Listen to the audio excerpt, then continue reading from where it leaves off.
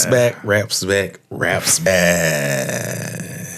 You just find a way to ruin the intro every time, right? What's good, people? It's your boy, Icarus Gray. And it's your homeboy, WordPlay TJ. And this is the No Rhyme or Reason podcast, where we talk about everything. Everything for no reason at all. Rap back. Oh, I mean, we back. My bad. We back. We back.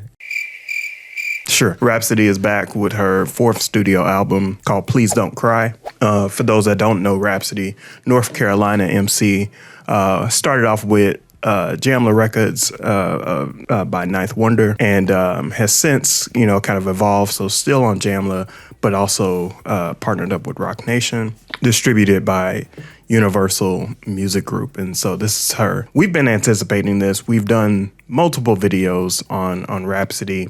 We did Asteroids, and then we did Stand Tall, two of her singles that she's released recently. We're tired of talking about the rap beef, and so we're going to talk about raps. Beats.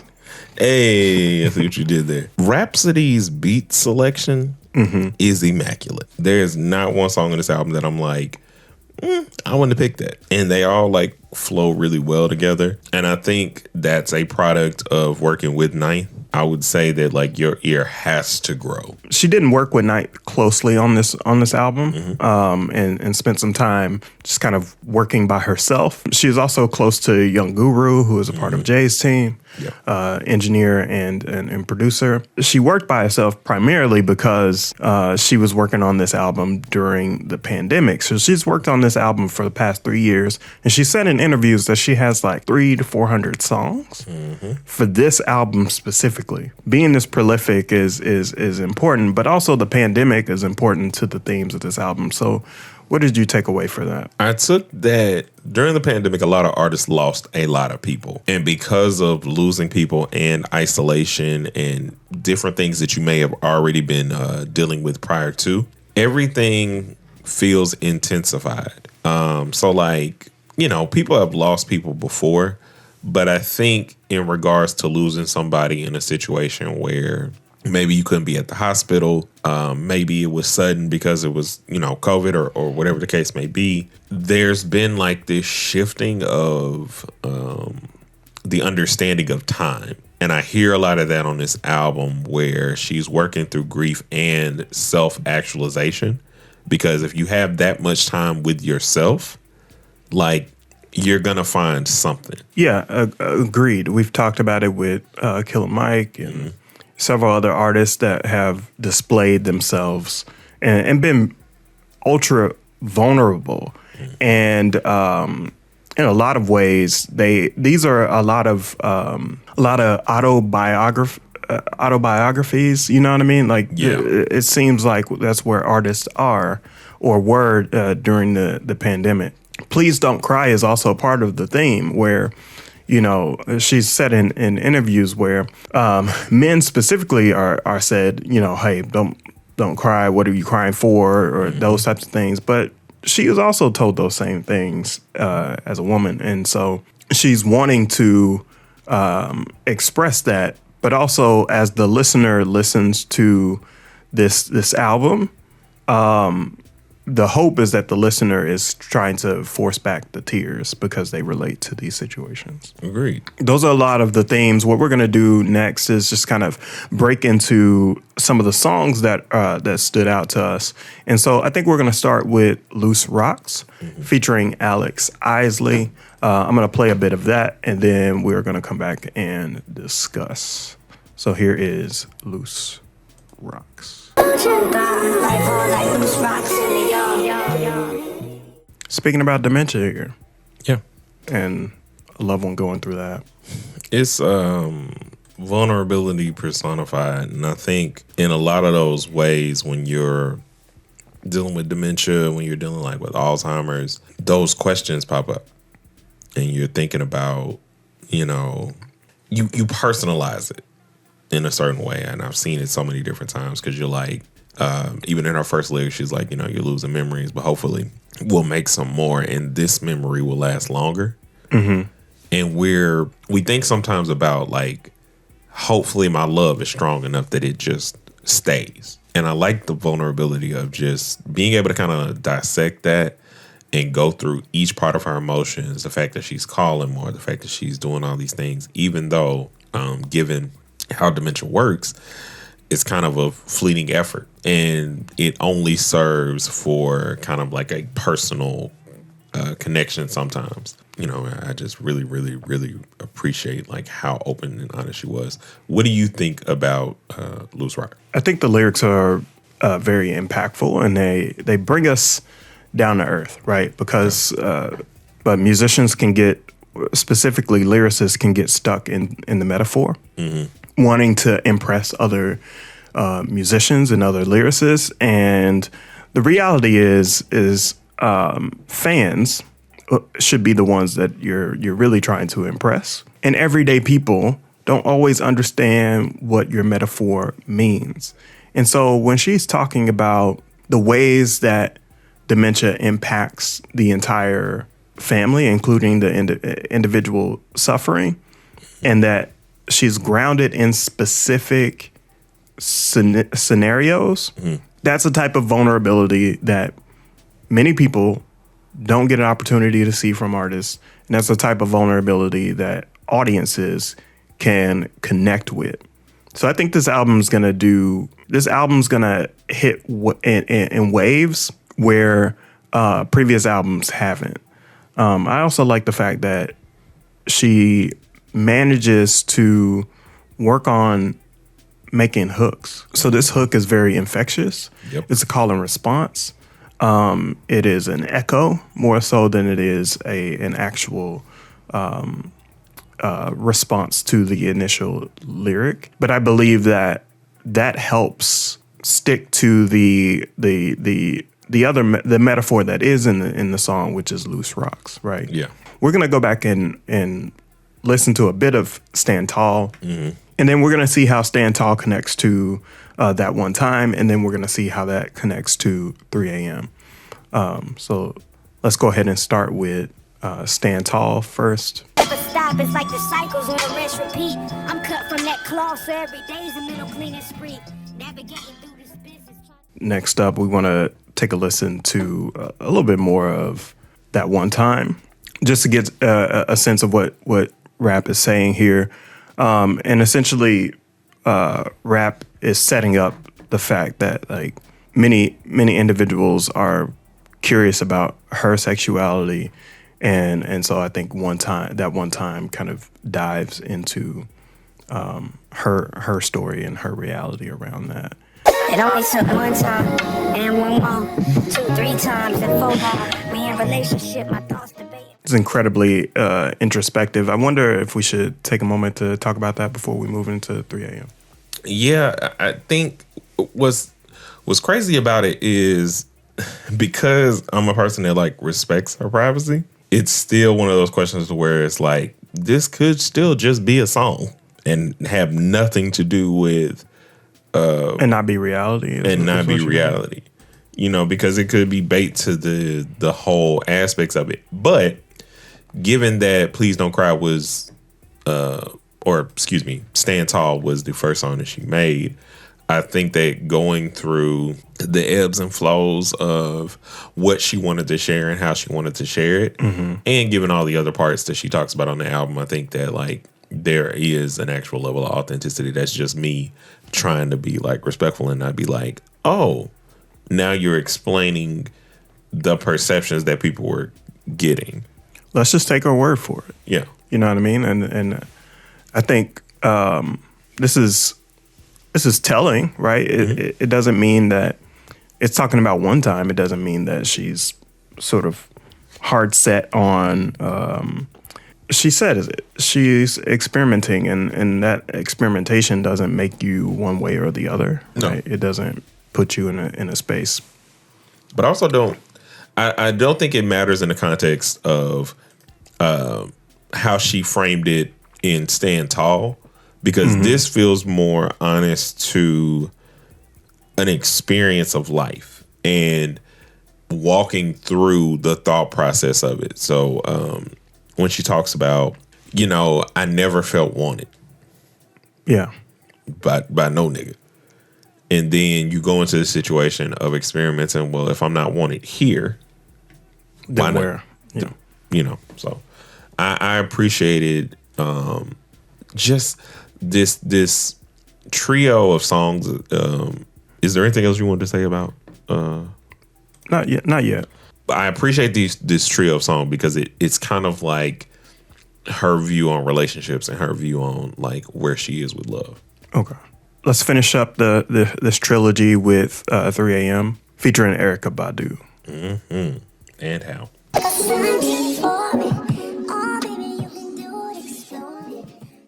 I love that song. I mean, I love the live version, probably a little bit better, but yeah, man, this is like such an eloquent bow tie on just the experience. So you go from Stand Tall, where you're like addressing all of these different things that people have been talking about you as you are just living your life.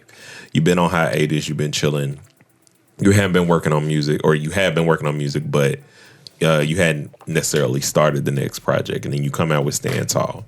Mm-hmm. And then from there, you do that song, and then you want to answer those questions authentically. Yeah. And it's not in a way of like, oh, I've always done this or I always did that. Like, this is my experience. Mm-hmm. And then you talk about the love, and I feel like she leaves it in a way that is open to interpretation. Like, she's talking to someone, mm-hmm. but whoever she's talking to, like, I really appreciate the secrecy of that. And it's just something that we can all share. And we don't need to know. You know what I mean? You know what I like about this song is the interjections that Erykah Badu uses. The oohs and the ahs and the, you know what I mean? Like all of those different types of like human expressions throughout the lyrics of the hook. It feels natural, and it feels like this is the best way to express how I feel without using full sentences. Yeah. With these 3 songs, like a lot of time, I don't think a lot of artists have the sequencing power to know that what comes before, what comes after matters when you're trying to say a point. And rap just, man, it's kind of like what you bringing back your point to Loose Rocks about how everything just has that cohesion, and how she's working on those choruses, and how everything just kind of plays together. But I just thoroughly enjoy this song. Well, she talked about sequencing in one of her recent interviews, specifically with Joe Budden podcast. So she's spent some time with them, and she said that she reached out to I think it was Ninth or Guru to sequence, and then I think it was Ninth, and then she ended up resequencing the project after he put some order to it.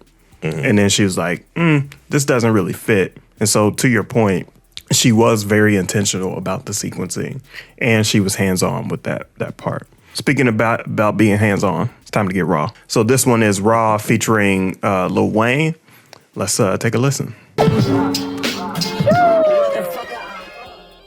Incredibly raw. Number one, Wayne, I feel like this is a run of his feature verses where he's just on a tear. Mm-hmm. Him unpacking that word to it's like its greatest extent. No makeup on the pillow. Like that's he's incredible. It's one of those, he just gets better with age, and because of the way that he approaches hip hop and approaches recording, there's nothing that can sound outdated. Even if he said a line before, he changes the context and changes the entire emotion.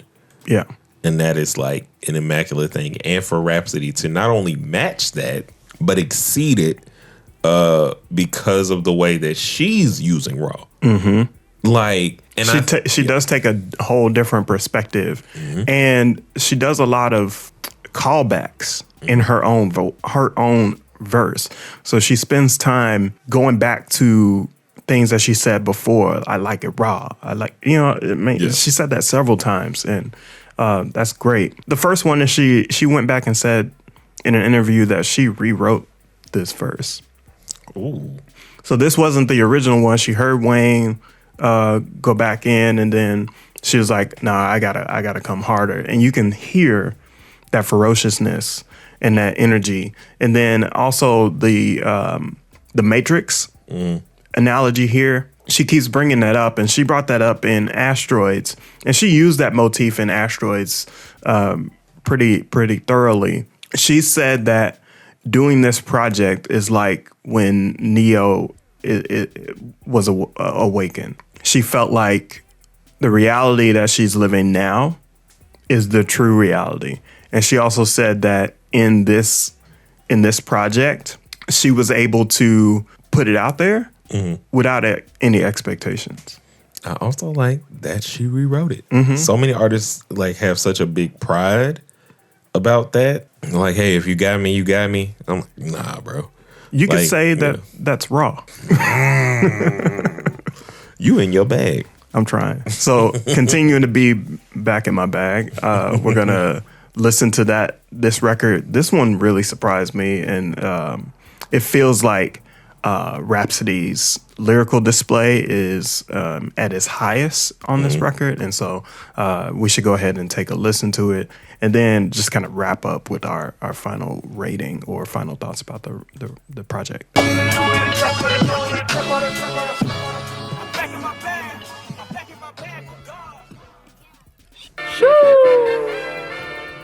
That is hard, dog. I don't know what, ain't nothing to say, man, but lyricists love when lyricists do their lyricist thing. Yeah. Like, there's no other excitement than seeing how you take the English language and morph it to whatever you need it to be. So if you want to hear that record again, you can listen to our Spotify playlist, or No Rhyme or Reason podcast review list. 2024. Rapsody is one of them ones. I don't know that we give her enough credit. I don't think that we do. I definitely don't see it via the internet or the views. And I'm pretty sure it's like a strange place where it's like, nah, fam. She one of them ones, high in regard as a Kendrick, high in regard as a Cole, high in regard as a Drake. Speaking of lyrics, because the rest of this stuff only doesn't come because y'all don't necessarily, I think, have a respect as the fans. No disrespect to y'all, because I understand where you're going, but I don't know that the fans have a lot of respect for like lyricism within women. Like, they have the guys fool with it, and some of the girls do, but I feel like the people who are winning currently in female hip hop, Sexy Red, Meg Thee Stallion, Ice Spice, like Cardi B still, Nicki still, whereas there are people who don't go into the rapping bag as much. Yeah. And I kind of just wish that rap got a little more love, because she definitely deserves it. That's unfortunate, and that's just saying more about us than it says about her. And Rap said this on the album, and I want to make sure, like, I'm not saying that there's anything wrong with Sexy Red, Ice Spice, Meg. Just to be clear, there is no like. And we spend time reviewing. Yeah. Sort of the ratchet mantras sometimes. Because she speaks to a lot of different topics on the album as we get to like our ratings. And these are my like final thoughts on it. So she speaks about how in regards to like the women conversation, like when men compliment her, it doesn't mean you have to like then discredit the other women. Right. She talks about the oversaturation of all of these things and how a lot of us are not giving as much respect to Lil' Kim as we should. She talks about the Rico rappers, as I've called them before, but also the feds using music in court. Right. And it being like, forget them too. Because I appreciate that as an artist who wants artists to be better and do better. Yeah. So, arbitrary ratings of Rapsody's Please Don't Cry. What you got? I'm going to give this 5 out of 5 Louis Vuitton bags. Because she is definitely back in her bag. I give this 5 out of 5 Erykah Badu's. So what do you give it? 5 out of 5 Eric about it? No. The people. What do you guys give it? Yeah, What do y'all think? Like, hopefully you have enjoyed this project. I think it is introspection done right. So hopefully that's something that you guys enjoy. Hopefully it's something that you can connect to, because we sure did. Yeah. And we'll see you all in the next piece. A 1 and a 2 and a peace.